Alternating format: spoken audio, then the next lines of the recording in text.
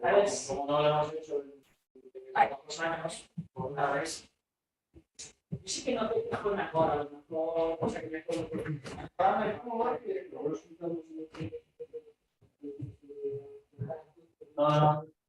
No. ¿Me? ¿Hacer algo aquí? La reunión se está transmitiendo. Sí, dale OK y ahora lo voy a poner a... Ahora te pedirá otro OK.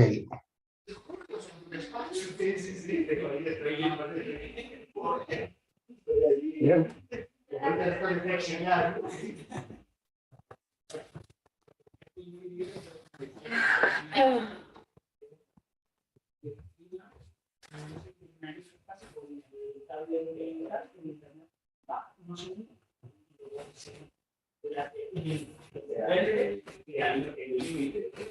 Bueno, la parte técnica ya está. Cuando queráis comenzar con la reunión, adelante. Todavía falta Sí, 3 tranquilo. cuartos de la... Yo no vengo.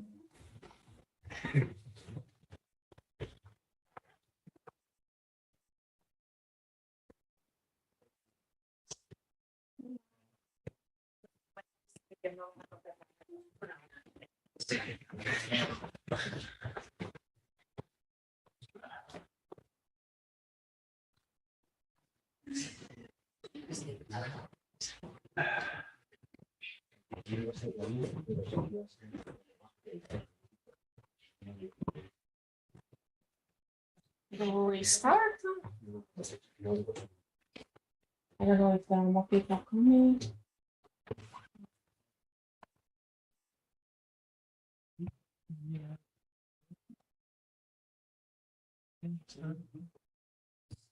That's really stuff.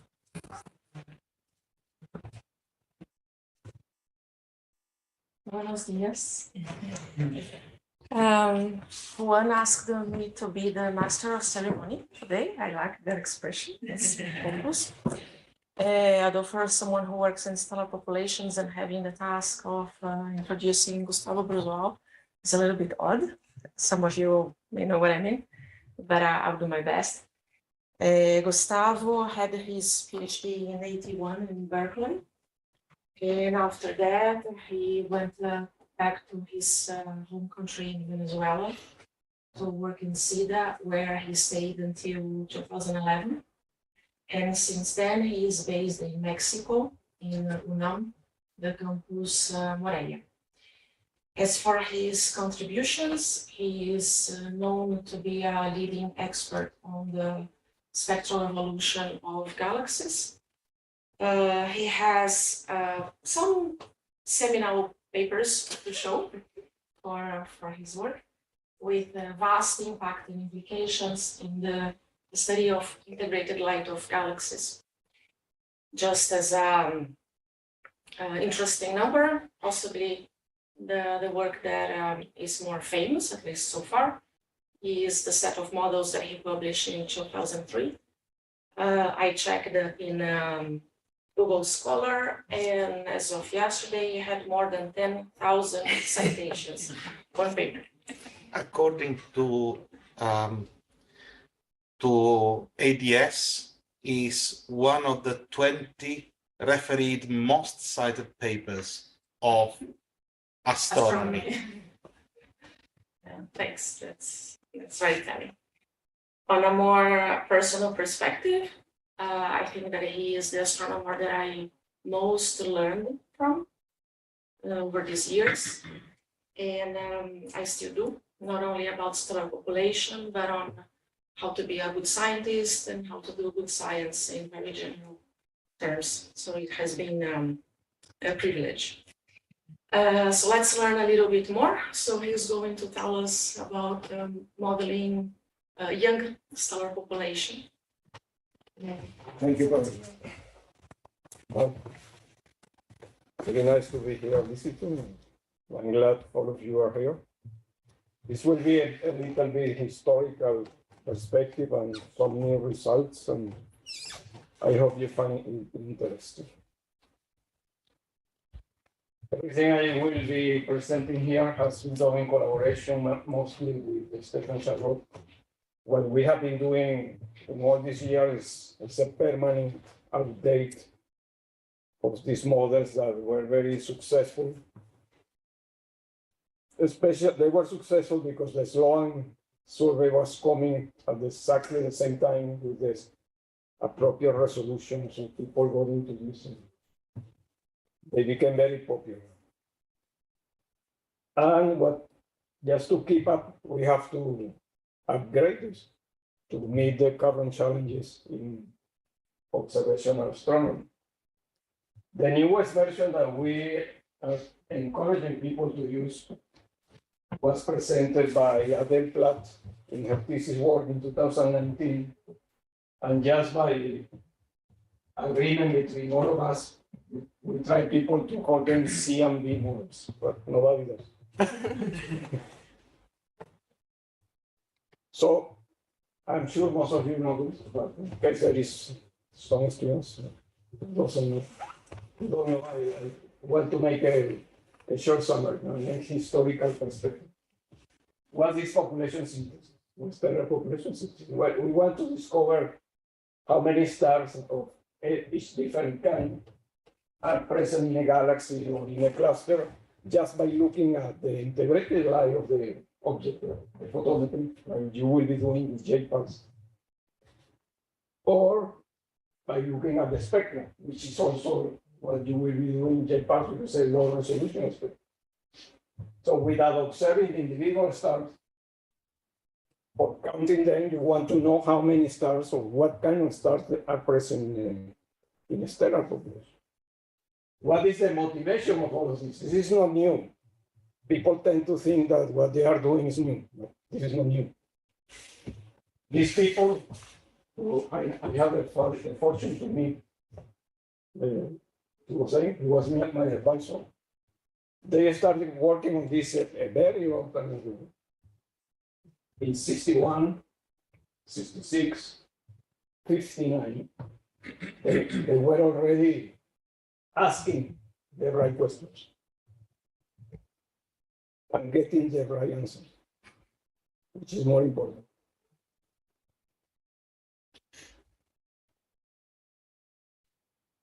This gentleman who was very important for observational astronomy, which is Bruzual. Look at this. The agreement with the spectroscopy value proves the validity of the photometric method to measure redshift. This is in 1960, so they already were working with photometric redshift. So he discovered the galaxy we had the higher redshift at the time, which was 0.461, right? And that was a record for 15 years.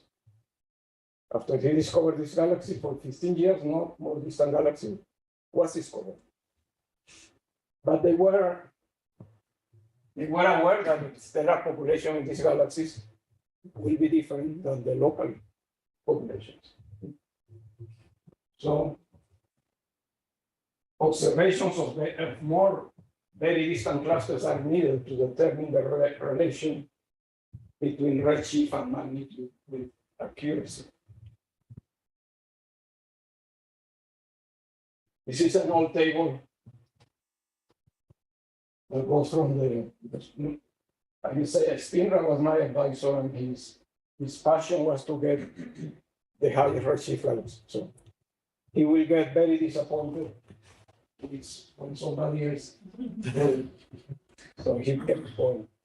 But look at this, from 1960 to 1975, this galaxy was the farther away one.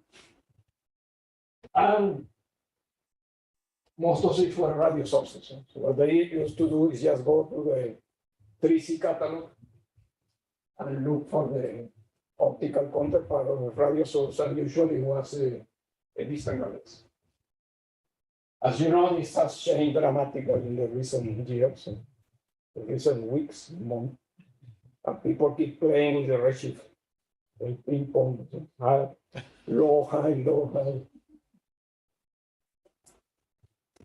So what the real problem for these people was how much brighter or fainter is a distant galaxy than the nearby galaxy. Now we know. But for them, it was complicated. So what they did is what we are doing now for the space, is to find local counterparts, local analogs of distant galaxies and try to see what we can. Yeah. So these are the basic questions that they wanted to ask. So it may be very difficult to find this data with the sufficient precision to correct the magnitude evolution of galaxies. So this guy was really smart. Alan Sanders, you know, all his life he was trying to measure the Hubble constant. He had a fair that was 55.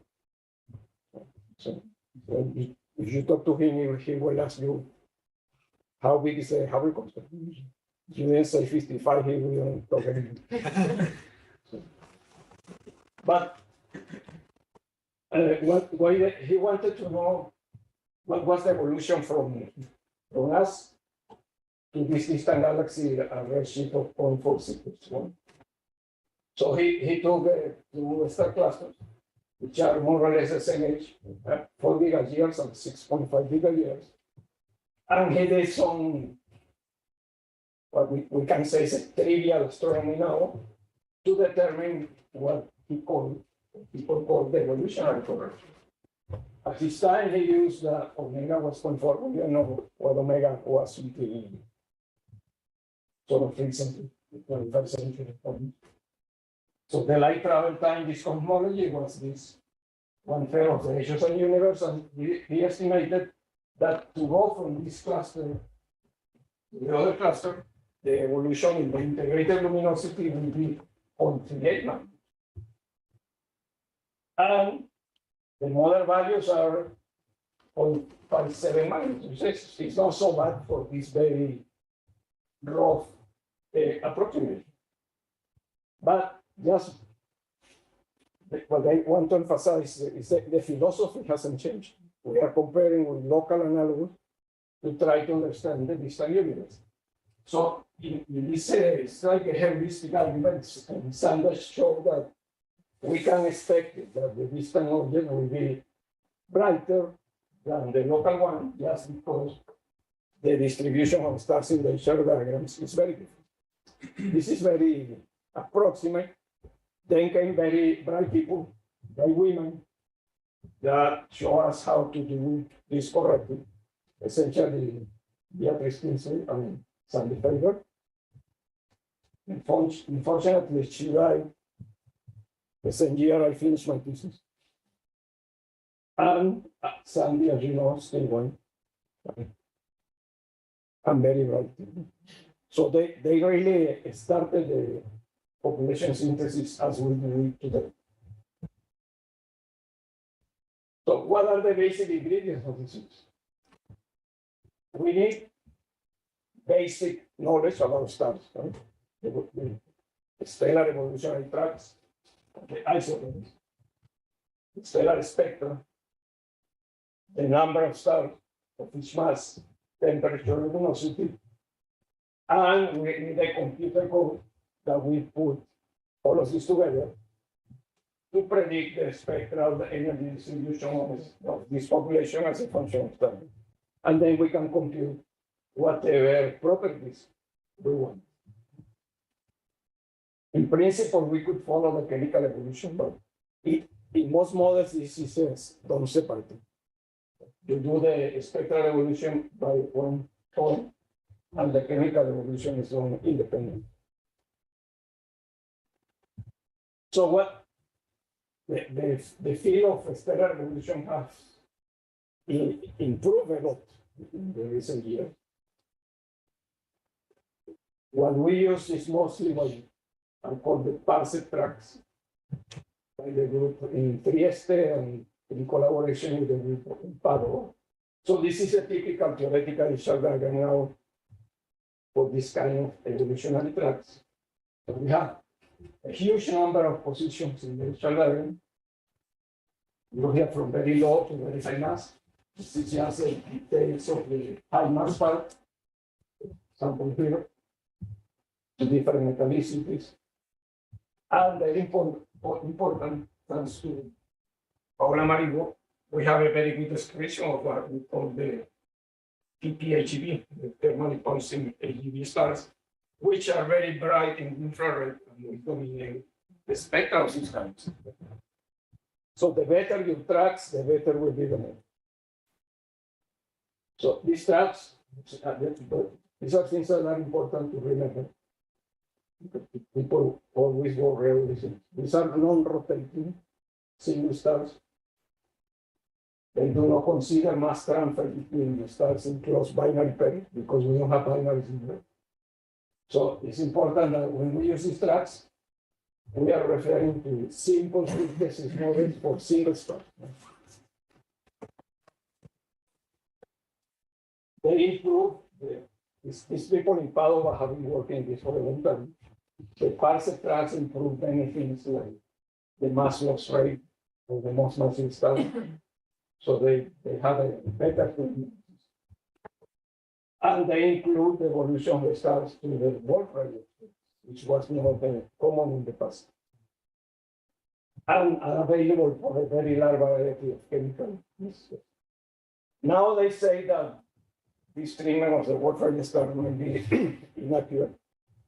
And that we should use the binary models to take this into account. But still it's interesting to see what happens. We have a large number of issues. This is a very small subset that we are using for the chemical mixtures that go from very low Cs to high C. You can see one Antonio on the top. It's very good. This is excellent. The mass resolution is very high. We have 70 tracks for stars below 6 solar mass, and all of these masses are above 6 solar masses. Yeah? From 600 to 6 plus 70, so it's a huge number of points. When you put together all the tracks, you have like 6,000 points for each metallicity in the HLI. So you need 26,000 experts. You don't have.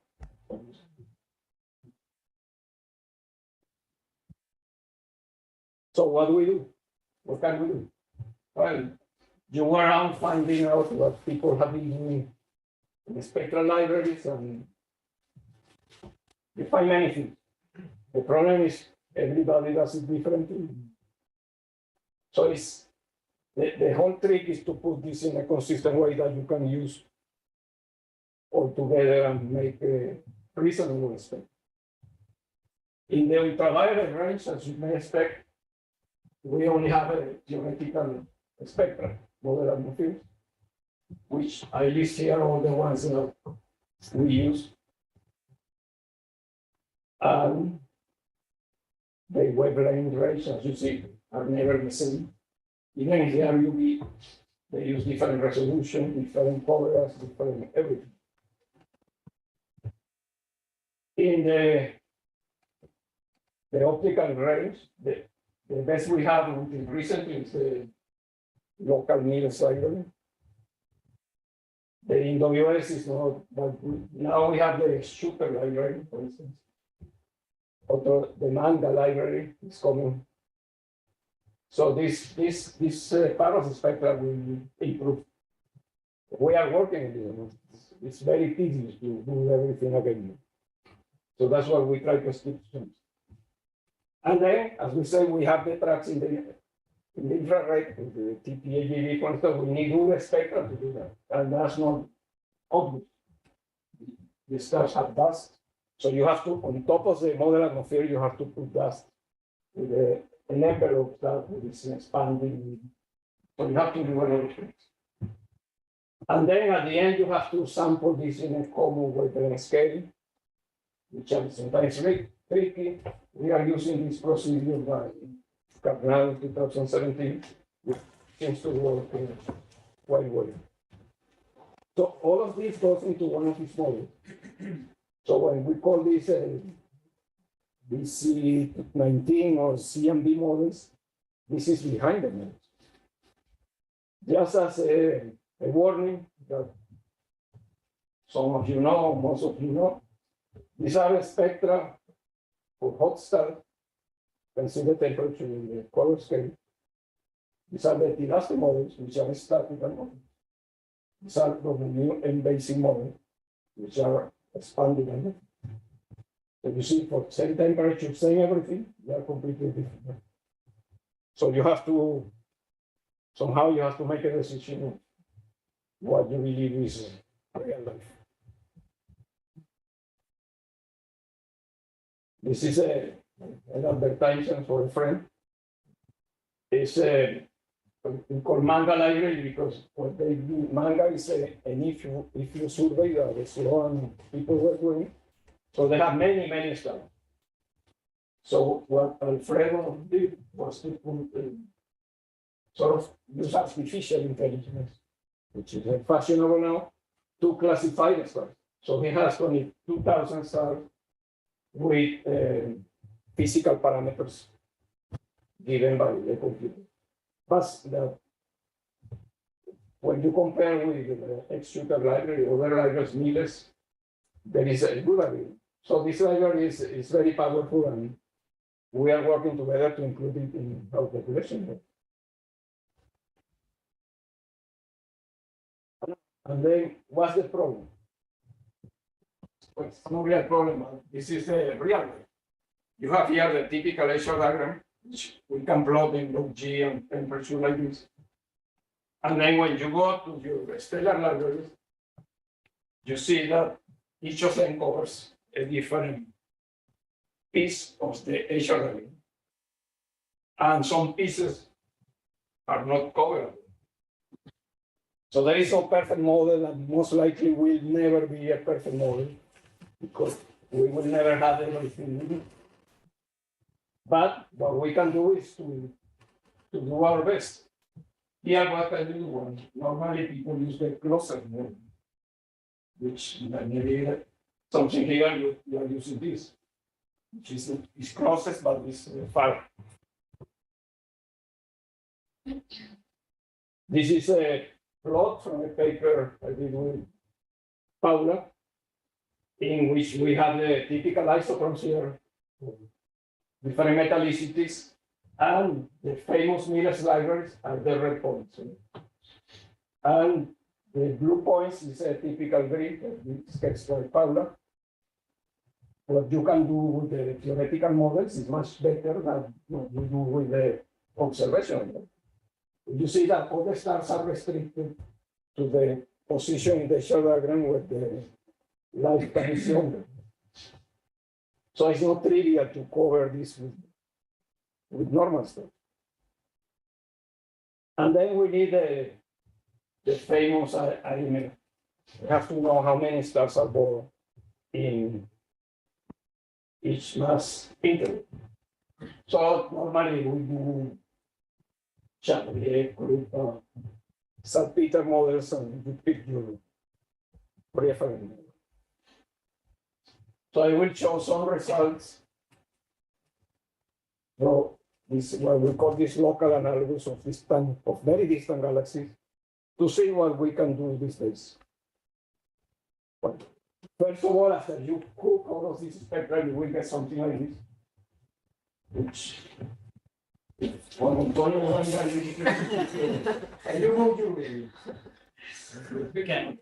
Can you? Yes, I think you can click on it. You don't No, see. he doesn't appear here. What happened? Otro lado, no importa. Porque apagan. So I think we get a very nice spectrum, looking spectrum, from very low wavelength, below 10 angstrom, to very high wavelength. where the only empirical library in the Miles is in this here, most of the rest is theoretical spectrum. There is a zooming into it. So you see, it's a lot of detail. You can do good science with this. Or even, this is time evolution. When you see the ages, we go from very low ages even much lower than these ones. It's evolution. And this is, it's not noise, this is real features in real spectra or real modes. This is another piece of advertisements that we can do very well. This is data from Megara, which, as you know, is a collaboration between Spain and Mexico. So here, what we talk the receivers, one galaxy observed with Megara and very high resolution, and these models, and we get very flat precision. No? So we are not doing, but it's another application of this kind of models in parallel is indexing the diagrams to try to determine. One of the reasons I'm here is to improve these models to do it more precisely. So what are the current challenges? Well, the main challenge is that the James Webb is finally here, is working very well, and we are behind a schedule in producing tools to interpret it. The panel say, oh, when James Webb is coming, we should be ready. James Webb is already here for that. And tools are not very much ready. So we know what is working well in stellar population synthesis for local population. And we have to know what may not be working properly for the very distant. Remember, James Webb is observing the really distant. So maybe it's important to have at least good tools. So the idea is to look at local galaxies, which maybe everything below 6 is okay, to try to discover or to evaluate the weaknesses of our models when studying the very distant, which is more or less what Sanders did for this galaxy. So we are repeating the natural intelligence. One motivation for this is especially this work by Peter Sanchina, who he has drawn attention to the potential limitation of this kind of model, the single star model, to study very young stellar population. We are talking about million-year population, which is really what. Why does he do? Well, you have to go to younger people, study younger populations, people with a lot of energy and a lot of knowledge. That's he described himself in his webpage. What did he do? His idea is to benchmark the stellar population synthesis model. And as we say here, this model in reality have not been tested with very far galaxies. What he did, he studied the UV spectroscopy of 7 nearby galaxies with very young stellar populations. They start forming regions, very young populations. They have optical features of warfare stars, which are ideal laboratories to calibrate our models. This is from Peter's paper. Maybe this is the most important conclusion. There is a huge number of very massive stars in this population. Very massive, we mean more than 100 solar masses, which they don't seem to be from a single element. Most likely conclusions that they come from the mass transfer of binary. So this suggests that binary evolution may substantially alter the properties and the appearance of population of a massive star on very short time scales, less than 10 million years, to which the observation of the high star forming galaxies are very sensitive.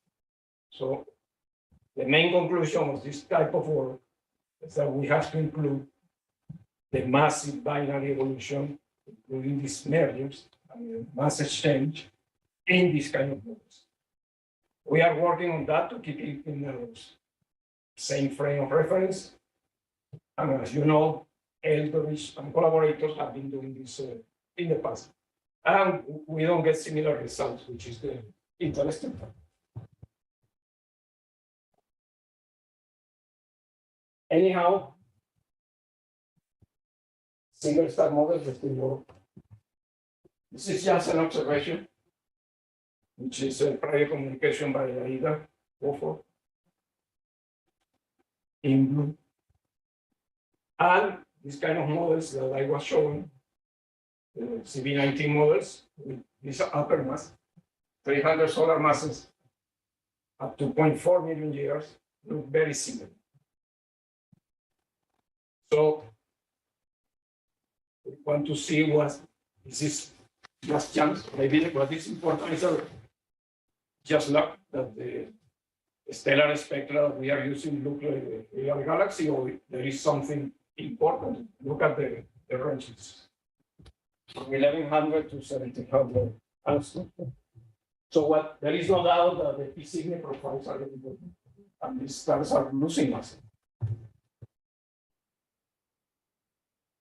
So we have to, if we use this kind of models, we will never reproduce this kind of thing. So we have to use them. This is the ones in the later, Star Wars 99, we use it. We are importing this from clouds. Unfortunately, for reasons unknown to most people, they stop at 900. They didn't go to the far view. So, and if you think about this, this is taking this to very extreme. We are considering models that change dramatically, as will be shown now in very few million years, which and depend also in the upper mass of more selective. This I will show 3 plots like this because to make enough details in the wavelength, this 1100 to 1300 times go from 0 to 5 million years, and the upper mass in the IMF goes from 600 to 100. Blue is 600, red is 300, green is 100. What most people use normally is like the green one. But what I want you to see is that there is a lot of change in very, very short time. So it's 500,000 years. Another 500,000 years.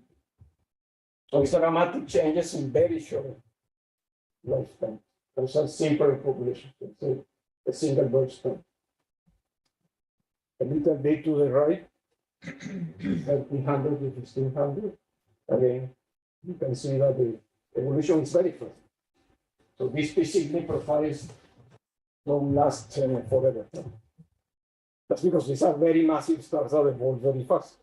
If you don't replenish them, they won't be there. This is the last step. So what Aida was observing is the 3 of these together. Here we can see this. This is the observation, the same in the 2 plots. And here go from 2 million years to 2.2, 2.4, 2.6, 2.8, and 3. So just in 1 million years, there is a lot of change. So you have to believe this seriously. To take it seriously. There are a lot of uncertainties in all of this. But at least you have some idea of what may be happening. And it depends a little bit in the upper mass. Not a little bit, a lot. If you don't include the very massive stars, like the green models, you will never get the big preceding profiles. So this is an indication that there are stars more massive than 100 solar.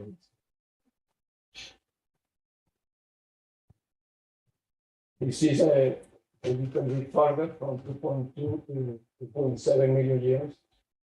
Again, evolution is fast. From 1 to 6 is dramatic. This is just million years. Which is, we are not used to see a spectral evolution in this kind of field. We don't, most models don't work in this regime.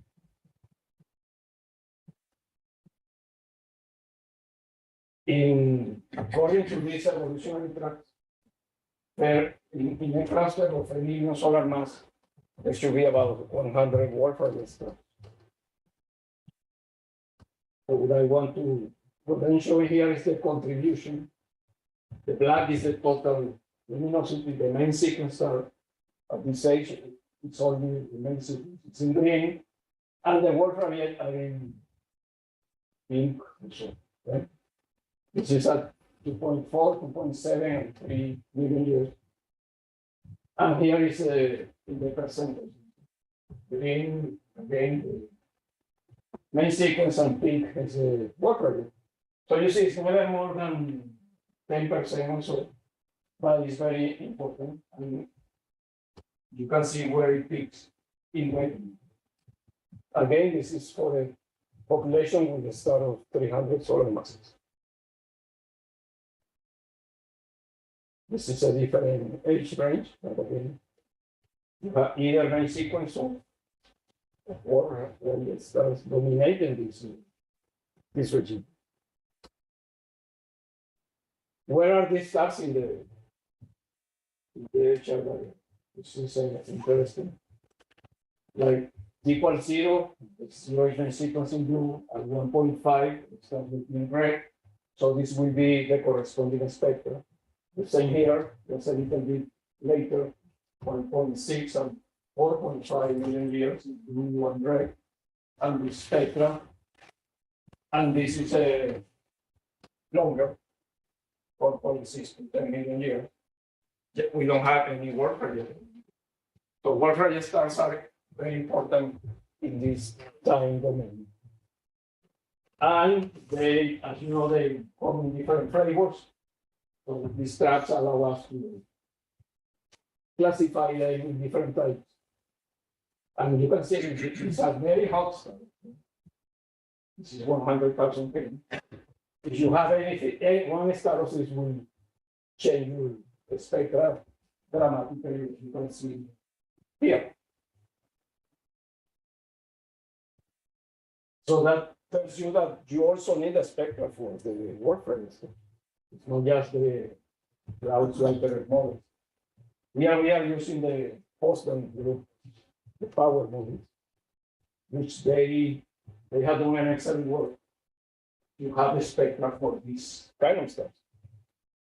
Without all this work of the Boston group, it will be very hard to reproduce this type of spectrum.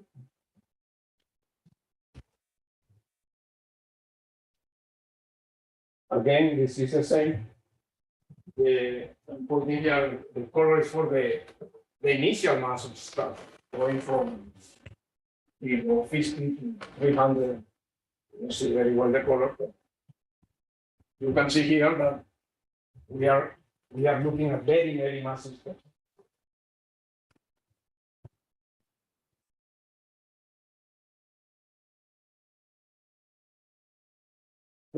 Everything I have shown is for a simple stellar population. You may ask what happens if I use a constant star formation. Again, I mean, you can see some differences, but this is the same age. This is a simple population. It's forming stars constant, but you can see the same thing. So it's not very different. So for the first approximation, as you can use the simpleness. Now, as I have mentioned, it's very important to include binary stars. With Fabiola, she worked in the past in her thesis using, including this kind of binary pairs, but not for these very massive things. So I am working with Stefan Charlotte and Sandro Bressan in these very massive pairs. And eventually we will try to have models that go from very massive to more normal masses. So what do we do here? It gets complicated. This is what we have to think now of the HR diagram of the primary star of the secondary star, which is the same. This is 1 million years, and we have different phases. Now this gets very fancy. Now we have even pre-main sequencers, which are dark at the beginning. So that at the beginning, we have this kind of thing. This is the mass. You have to have the 300 solar mass stars is supposed to come out of the merger of the less massive ones. So you don't need it at the beginning. They have the surface abundance. We will have a lot of properties for this. So as you start evolving, you can see the mass of the secondary is always lower than the mass of the primary. So that's why you will see more evolution on the top diagrams than in the bottom area. And this is quick, this is 3 million years. 2, 3. All the changes that can happen in 1 million years, just because of there is not necessarily the mass transfer, but it happens a lot. So you see, we will have these messy diagrams because the real population, what we have to add the primaries plus the secondary plus the single star. We will have single stars on top of the binary pairs. So what we do now is to have a model for the binary pairs, and then we scale it in proportion to the binary fraction to the single star models. And this keeps going, but it's only 6 million.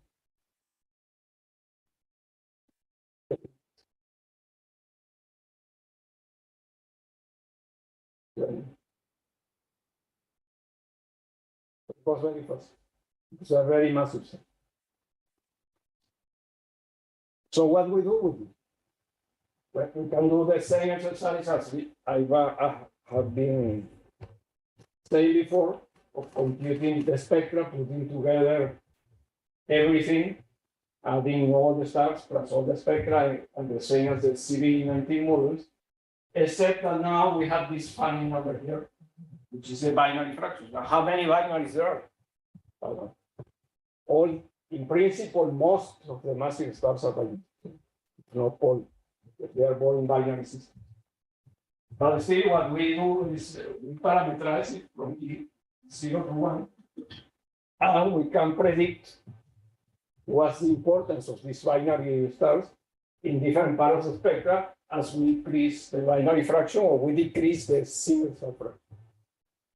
So here is several metallicities at 1 million years. There is no big difference. Maybe in the lowest metallicity in the UV, you can see some difference, but this will change a lot when we go to all 2 million years. 2.3, 2.3. So you can see here already there is a wide range of fluxes in the UV, which is a product of these binary interactions. Right? So what should people do now? When we will include this, because now it's interesting. Before we have an IMF, we don't know what the IMF is, but we use an IMF. Now we lose that. When we have the binaries, we just use a stochastic sampling of whatever an IMF. We are assuming here that the primary stars follow the group or Twitter or Chablis AMF, and that the secondary star is selected at random by Thomas's distribution, by Sana or other people who work on this, but it's a random thing. So there will not be a model. No? You could have any of these models is equal. And this thing will get broader and broader. It starts appearing at different ages and different metallicities. But it's almost always in the unit. Here we can see some difference also in the visible. And here is a huge 0.75.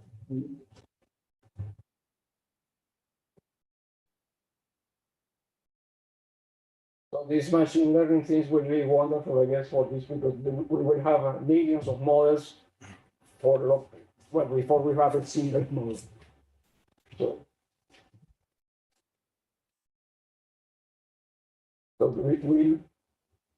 the idea is that there is not, it will be completely independent. It will be very hard to say what metallicity, what age, just from the UV, because we won't know what is the binary content of this node.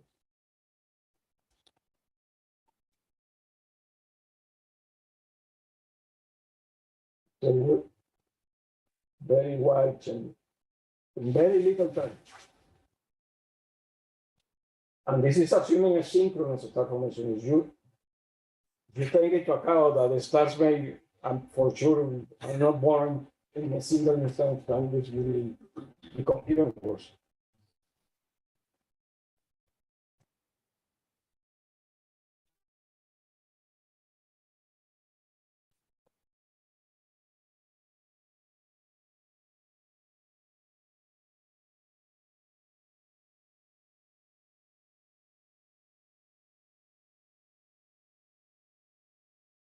I don't want to discourage you.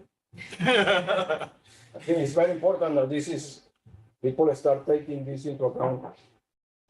The problem is that it's not trivial to either to use or to distribute it. What do you need to do? There are so many possibilities. But I guess we will have to provide like a range of possibilities. Just the median spectral, the spectras, sigmas, or whatever. But I think we have to start thinking that life won't be so easy in the future when we take this into account. But what we have to take out of this, the current state of the things is that there has been a lot of progress in evolutionary tracks and spectral levels. They are more complete, more detailed, better signal to noise. So the prospects are very good in the UV, near infrared. So in that sense, we are doing fine.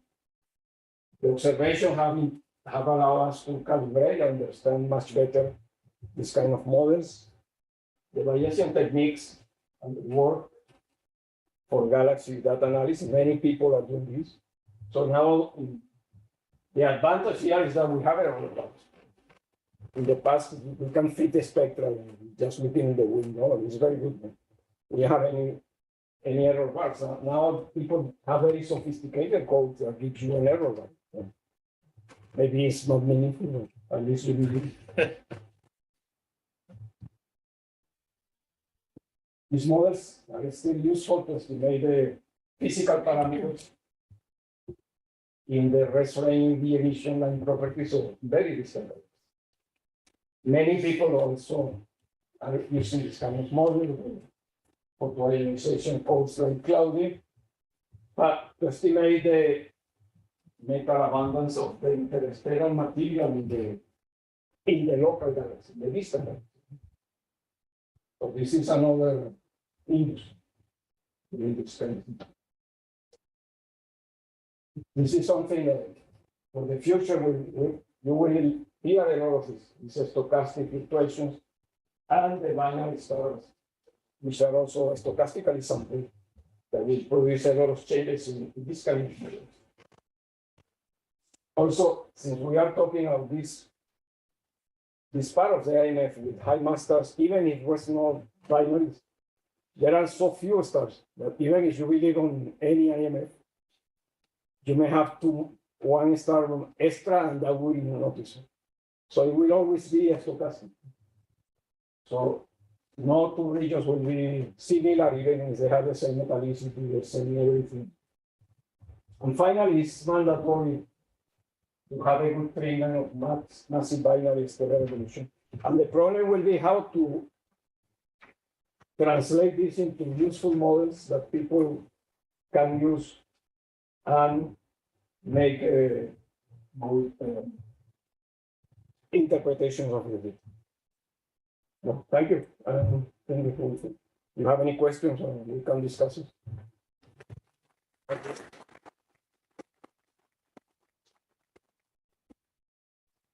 Questions?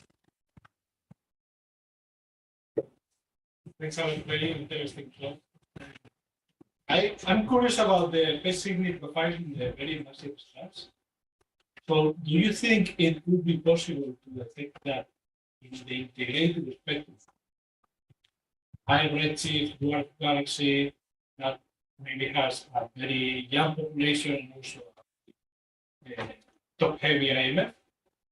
Or it's only it's only possible to detect that in small stellar? They have been detected.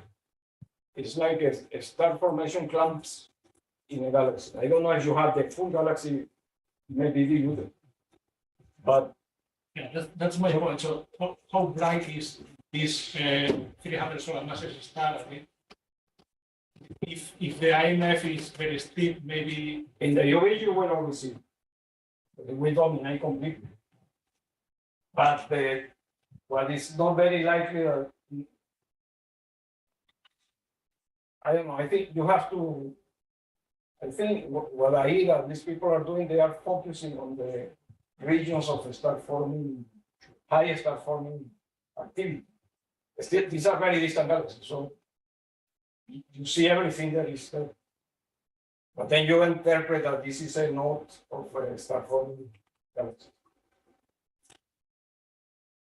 I don't know, it's very hard to say. I guess life will tell us. we'll see soon, I guess. Yeah.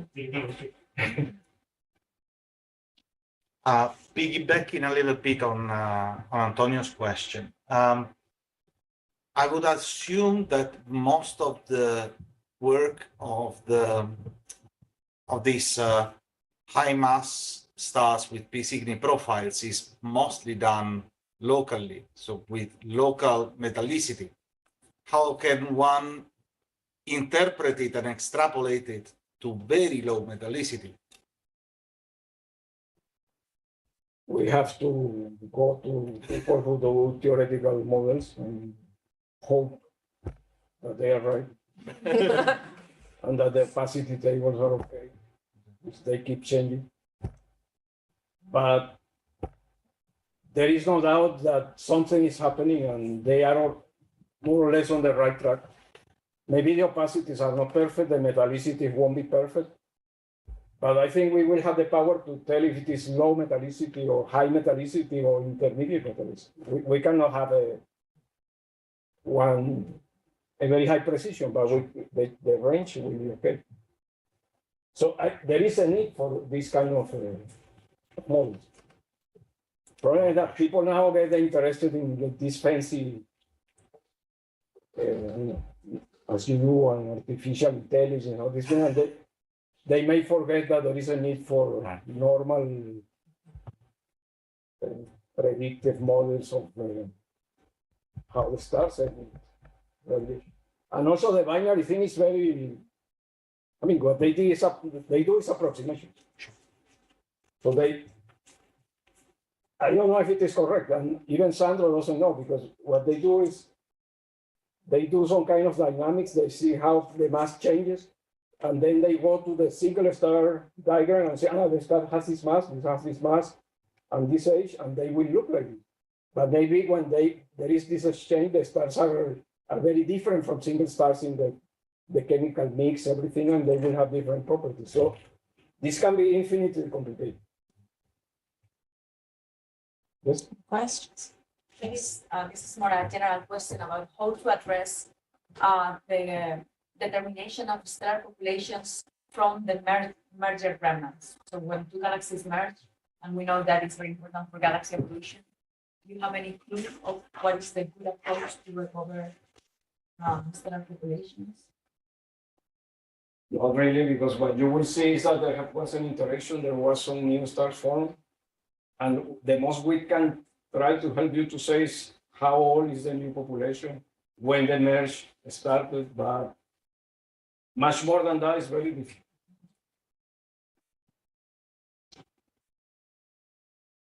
More questions? Yeah, Gustavo, it's regarding the binary topic. Of course, I guess that, of course, because of this, I mean, if you have a galaxy with a large population of binary stars, you may expect also some stars that look younger, just because exactly. So this, in the integrated spectrum, corresponds to a younger age, ideally, from a point of view of classical analysis. So do you have, I mean, is there any way to break this degeneracy? In other words, is there a way to extract or to infer the ratio of binary stars from another spectral feature also? I'm afraid of no. Because what we are working with Fabiola, and this is having like the parametrization in function of the binary fraction of these spectral features, but this is another axis of the generates. The age, metallicity, now we have binary fraction. So I am afraid that will be very hard. Like the XUV phenomenon, you know, the UVXs that some galaxies have, we can explain with this binary fraction. But it's one possibility. But other people will argue that no, that it could be metallicity, it could be other things. So it's very hard. I think it's important because, I mean, age, metallicity, IMF always can find spectral features that are very sensitive to it, and then you can play with this index diagrams. Yeah, we will have to, but now when these models are ready, maybe we have to search critically for this kind of indicators. I think it's very critical, because if not, there is no way really to distinguish the age. No. I would say that we hardly solved how to disentangle the age from the extended horizontal branches, which has been a problem for decades. And then now we have another one. So we have actually at least the three effects, which mimic each other. And we're still searching. But the binary fraction disappear very quickly. But when we go to the low mass binaries, they still will contribute to this problem. And they also degenerate in the. More questions? I think Alejandro? Yeah. Thank you for the talk. I was listening online. Okay. Okay. Just to ask the question. So I guess we are all throwing ideas here, and the answer will probably be we don't know. But I was wondering, from the point of view of someone who's finding some of these analog galaxies to very high redshift, and mostly analyzing the optical spectrum, is there a way that observable could help constrain a bit the uncertainties that we were discussing in terms of the models, the binary UV emissions, etc. We are working with Fabiola, in fact, with this, and it's really hard to tell, like, line ratios, etc. What is going on with the UV flux from the start? So I don't know. Maybe we could be helping finding some other classes of galaxies that might be better analogs that we are missing still. Some other, I don't know. I'm just throwing ideas. Yeah, and I really don't know. But I think like Peter's in China work was very useful because he really could tell us that we are missing very massive stars. you better find out how they are. And the most natural way seems to be the binaries, but this is in the very initial regime. So later on, he said what Javier was saying, that how can we distinguish what's happening? I remember when Fabiola started this, Ignacio Trujillo asked us, well, I want to know how everything depends on the binary fraction. And we have been fighting with this thing for a long time. And it's very hard to parameterize. You can always change the metallicity, age, INF. You go by the same region. I don't know. Eventually, I hope that when we have a stable set of models, we can find something, but I don't promise. Any last question? I'll just make a quick one. We are a little bit over time, but I guess that for these very young systems, there is no way to try to interpret the integrated information without modeling the gas together. And that points me to a comment that you made at the very beginning, that in this business, we have been doing the chemical evolution separately from the spectral evolution. And but I wonder at some point that maybe we will have to put all this together. Oh, yeah. Because It's a mess. We have been doing this. This Christophe said he works in this cloudy thing. He's in the same place with AIDA in Mexico. So they have been using these models to compute with cloudy what to expect, but it's a mess because there are many more parameters. What is the metallicity of the gas or the dust? Is the same as the stars, or it's increasing, or it's very confusing. And also, I don't know, there are a lot of supernovas in this thing. How you mix this so quickly? So maybe it's hopeless, but I have to keep going. I keep trying. Or maybe eventually the kind of work you do will tell us something more useful than just our thinking and intelligence. You trust so much in machine learning. Yeah, but I mean, you can explore millions and millions of data that we cannot on eventually know. This is the most likely. Hopefully. Let's keep working. But don't get that. Features. Yeah. What you say is we ignore most of the, but it still is useful. So let's thank Gustavo again. You will be able to see P-Signy profiles very fast. I'm not sure. Yes. Oh, Oh wow, no. too bad. Not as narrow as this one. Something wider, Let's go there. maybe. Okay. But in 5 years, there will be a lot of answers for this. Ya llego, Antonio. How do we? Para dormir. What? Yeah. How do What? we switch off? Yeah. Juan? Yeah, I will switch off so you just have to turn off the beamer and unplug